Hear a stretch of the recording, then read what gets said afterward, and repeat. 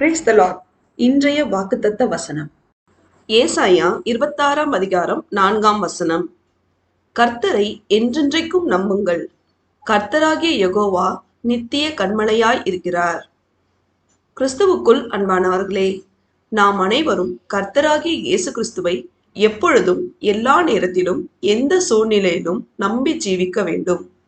சர்வ சிருஷ்டிகரான கர்த்தராகிய யெகோவா என்னும் உன்னதமானவரே நமக்கு எல்லா நேரத்திலும் நிலையான கன்மலையாய் இருப்பார்.